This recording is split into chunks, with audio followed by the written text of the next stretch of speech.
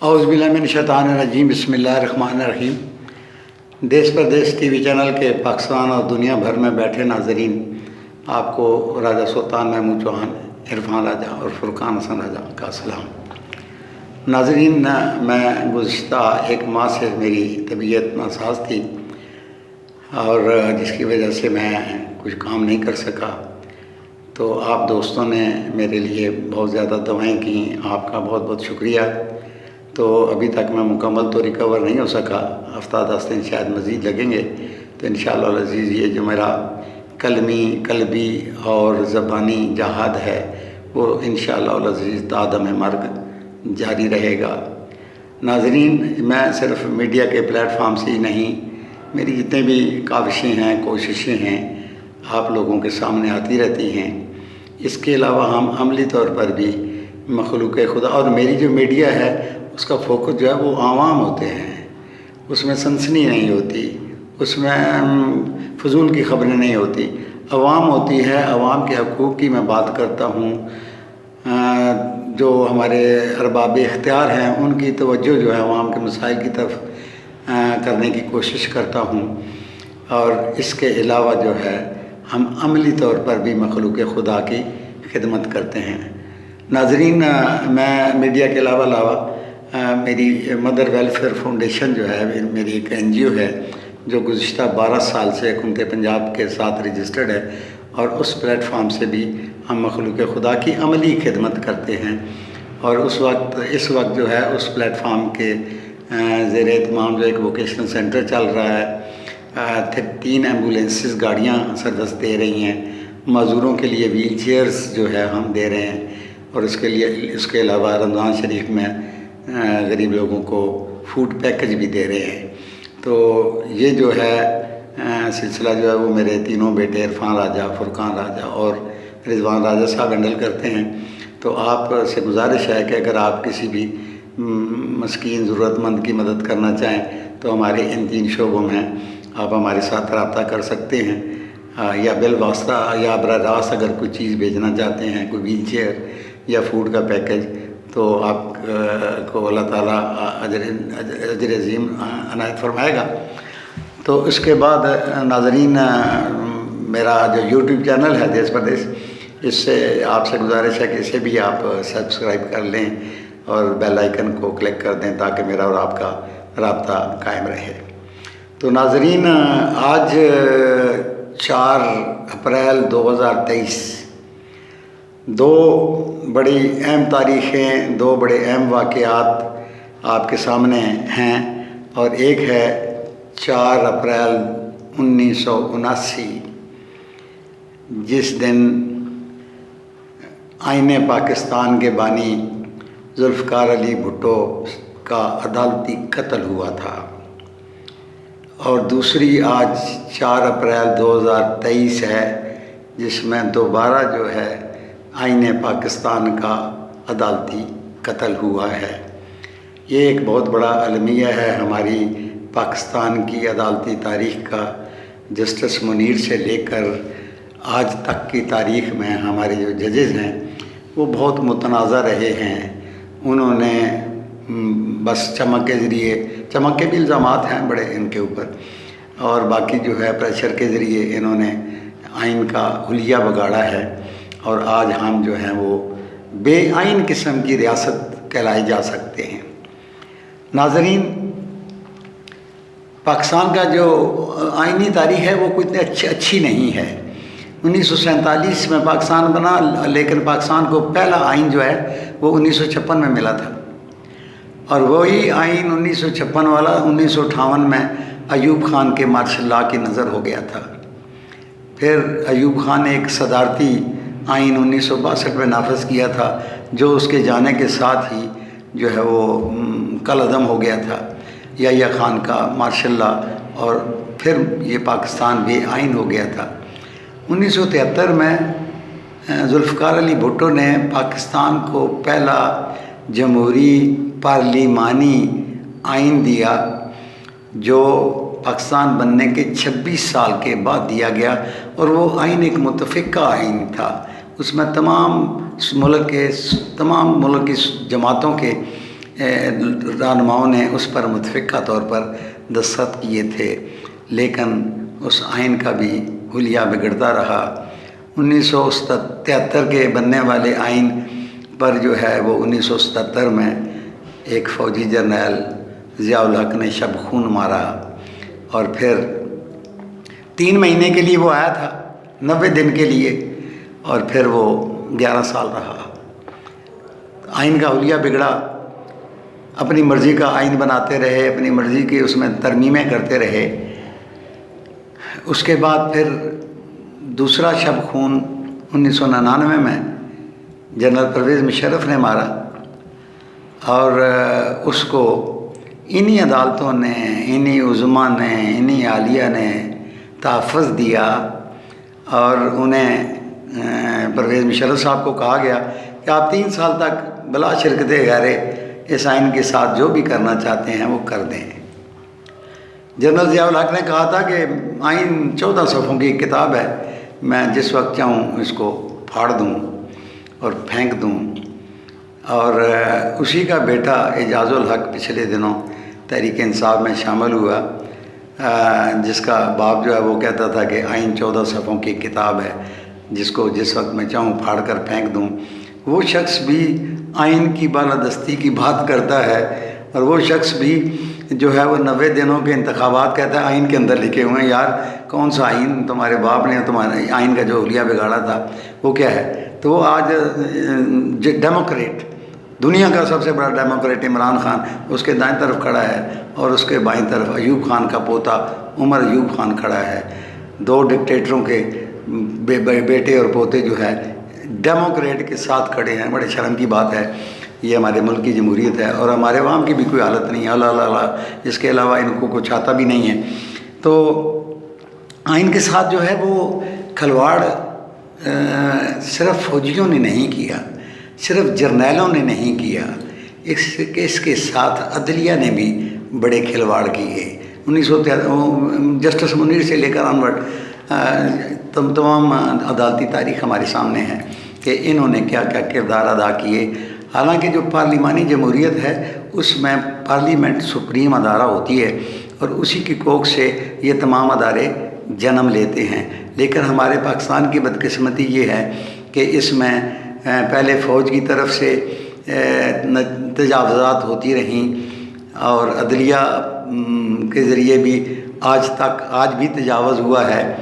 تو فوج نے تو اپنا حالات و واقعات کو دیکھ کر اپنے آپ کو غیر جانبدار کر لیا ہے، اور وہ ڈٹے ہوئے ہیں کہ جی اب ہمارا آپ کے سیاسی آئینی معاملات سے کوئی تعلق نہیں ہے، فوج پہلے ہی بڑی بدنام ہو چکی ہے۔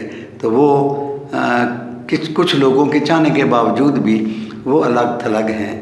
تو بہت شکریہ افواج پاکستان، ہم آپ کے ساتھ کھڑے ہیں۔ آپ نے یہ جو فیصلہ کیا ہے یہ پوری قوم کے دل کی آواز ہے، لیکن عدلیہ کی جو حالت آپ نے پچھلے دنوں دیکھی وہ تو دیکھ کر ترس آتا ہے۔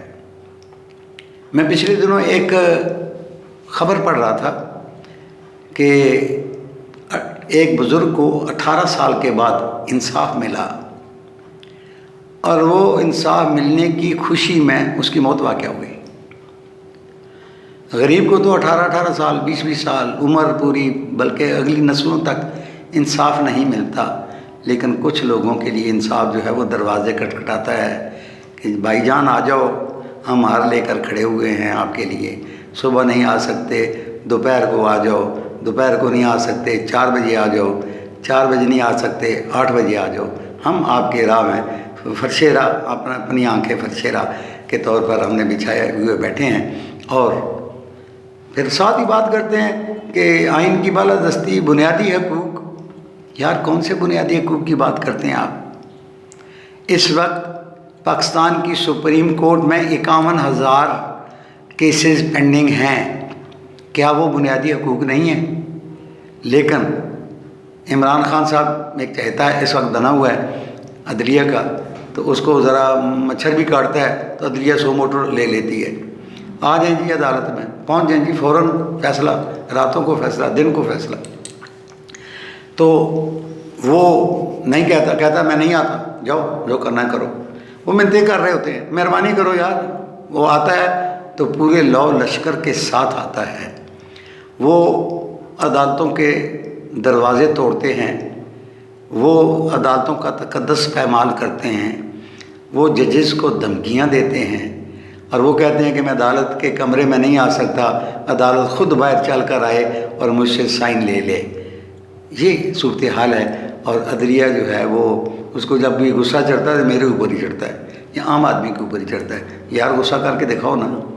آپ تو سپریم ادارہ ہو، آپ تو ایک آئین نے آپ کو بہت بڑی عزت دے کر رکھی ہوئی ہے. کوئی بندہ اونچی آواز میں آپ کے سامنے بات بھی نہیں کر سکتا، اس پر تو انہیں عدالت لگ جاتی ہے. میں نے پچھلے دنوں یہاں کے ایک ممتاز قانون دان ادریس مرزا صاحب، بہت سینئر قانون دان ہیں، ان کے ساتھ میں نے ان کا انٹرویو کیا تھا اور میرا ٹاپک تھا کہ توہین عدالت کا قانون کیوں ضروری ہے اور کیا اس کو ختم کیا جا سکتا ہے. بڑی مفصل گفتگو ہوئی، بڑی اچھی گفتگو کی جناب ادریس مرزا صاحب نے. تو وہ کیا تھا کہ میرے لیے وہ توہین عدالت تو میرے لیے ہے، ادھر کیوں نہیں ہے توہین عدالت؟ کوئی انیشیٹ ہوا توہین عدالت کا؟ ایک وہ میڈم تھی جج، اس کی انہوں نے توہین کی تو کیسز تھوڑا بہت چلتا رہا. تو پھر وہ خان صاحب گئے تو میڈم موجود نہیں تھی، تو انہوں نے کہا بتا دینا، اہلکار کو کہا بتا دینا کہ عمران آیا تھا. یار اتنا کھلواڑ. اور عدالتیں سوئیں. چلیں چھوٹی عدالتوں پر تو پریشر ہوتا ہے، چھوٹے ججز ہوتے ہیں. ہماری جو عالیہ رزما ہیں ہائی کورٹ اور سپریم کورٹ، وہ کیا کر رہی ہے؟ یہ دوہرا معیار نہیں چلے گا. اب ایک پروسیس ہے، میں اکثر کہا کرتا ہوں کہ یہ اس وقت اینٹی تھیسس کا پروسیس چل رہا ہے. قوموں کی زندگیوں میں یہ آتے ہیں معاملات، تباہی بھی ہوتی ہے، خرابی بھی ہوتی ہے، یا زیرو پوائنٹ سے سٹارٹ بھی کرتے ہیں. تو پھر ایک عمل ہے، اس کے ذریعے وہ آگے بڑھتے ہیں. پھر اینٹی تھیسس کا پروسیس شروع ہوتا ہے اور اس کے بعد پھر خرابیاں اور خامیاں جو ہیں وہ اکٹھی چلتی ہیں اور فائنلی ایک سٹیج آتی ہے جس کو ہم سینتھسس کہتے ہیں، اور یہ ڈارون کی تھیوری ہے.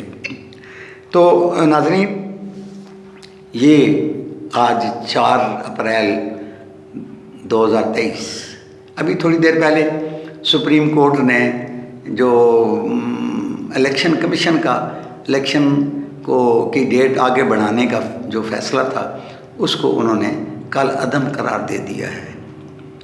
اب جب عدالتیں یا کوئی بھی ادارہ جو آئین کی حدود کے اندر دخل اندازی کرتا ہے، ٹریس پاس کرتا ہے، مداخلت کرتا ہے، تجاوز کرتا ہے، تو اس کو آپ کیا کہیں گے؟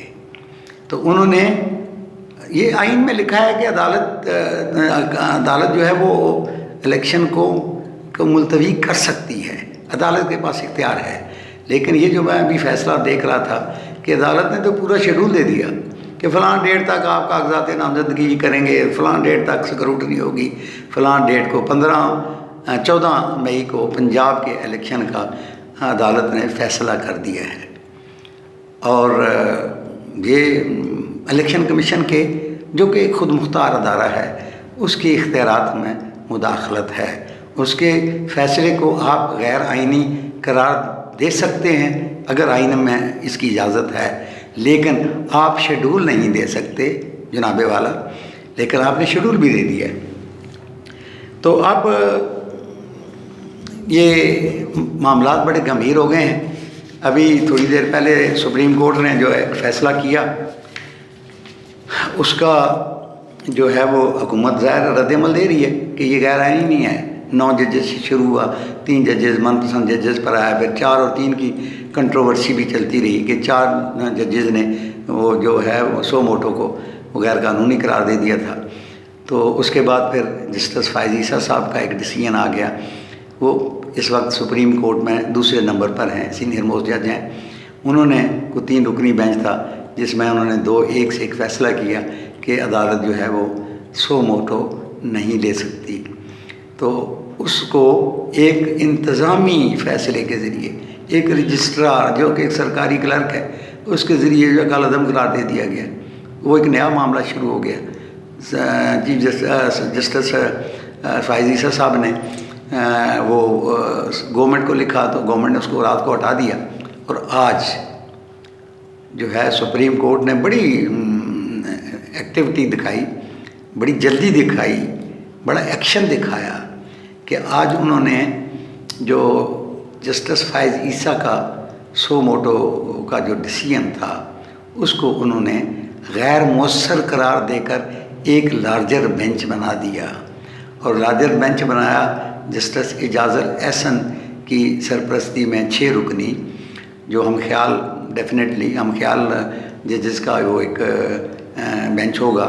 تو ساتھ ہی جلدی میں کہ آج ہی وہ فیصلہ، پہلے انہوں نے الیکشن کو کالعدم قرار دینے کا، الیکشن کی ڈیٹ دینے کا فیصلہ کیا، اور ساتھ ہی یہ جسٹس فائز عیسیٰ کا جو فیصلہ ہے وہ کالعدم قرار دے دیا، ساتھ ہی نیا بینچ بن گیا، ساتھ ہی آج کی ڈیٹ میں 2 تاریخ سے وہ بینچ ہیئرنگ کرے گا کہ جسٹس فائز عیسیٰ کا جو فیصلہ ہے وہ آئینی تھا یا غیر آئینی تھا۔ اور دوسری طرف پارلیمنٹ جو ہے اس کو بھی پہلی دفعہ خیال آیا ہے، حالانکہ پارلیمانی جمہوریت میں پارلیمان جو ہے وہ تمام اداروں کی ماں ہوتی ہے، تمام فیصلے وہ کرتی ہے، وہ ایک سپریم ادارہ ہے، لیکن ماضی میں ہماری پارلیمنٹ جو ہے وہ بیچاری بس ہاتھ باندھ کے تماشا دیکھتی رہی، اور جس نے بھی چاہا اس نے دخل اندازی کی، دار اندازی کی، تجاوز کیا۔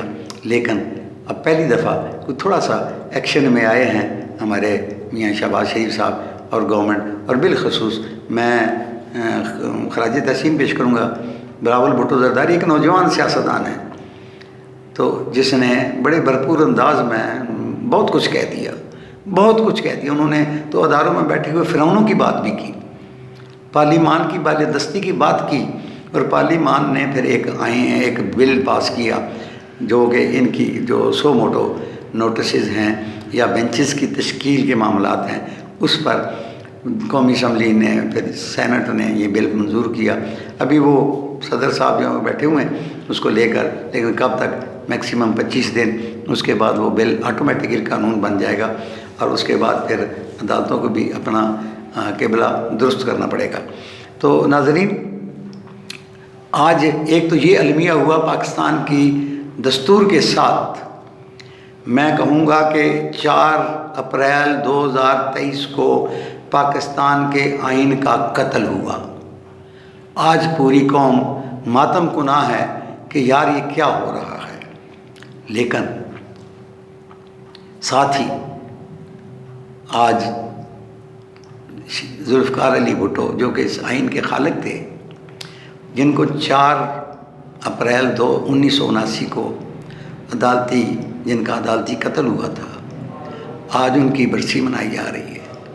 پاکستان پیپلز پارٹی اور ان کے جو جتنے بھی کارکن ہیں وہ شہید ذوالفقار علی بھٹو کو خراج تحسین پیش کر رہے ہیں، ان کی خدمات کو سراہ رہے ہیں، ان کے لیے افسوس کا اظہار بھی کر رہے ہیں، اور ساتھ ہی آج آئین کا قتل بھی ہوا ہے، اسی کے آئین کا جو ذوالفقار علی بھٹو نے ایک متفقہ آئین بنایا تھا، اسی کے آئین کا آج 4 اپریل 2023 کو قتل ہوا ہے۔ تو ابھی حکومتی رد عمل آنا ہے۔ یہ فیصلہ تقریباً 1:15 بجے کے قریب جو سنایا گیا، اب 1 بجے وفاقی کابینہ کا ہنگامی اجلاس بھی ہے، اور انہوں نے اپنے تمام پارلیمان کے ممبران کو پابند کر دیا ہے کہ وہ اسٹیشن چھوڑ کر نہیں جائیں۔ ہو سکتا ہے کہ کوئی شام کو، رات کو پارلیمنٹ کا مشترکہ ہنگامی اجلاس ہو جائے، کوئی بڑا فیصلہ ہو جائے، لیکن افسوسناک ہوگا۔ اداروں کے ساتھ ٹکراؤ، اداروں کے درمیان ٹکراؤ، یہ پاکستان کو نیچے کی طرف لے جا رہا ہے۔ پاکستان کے عوام بڑے مسائل کا شکار ہیں، دار روٹی کے لالے پڑے ہوئے ہیں۔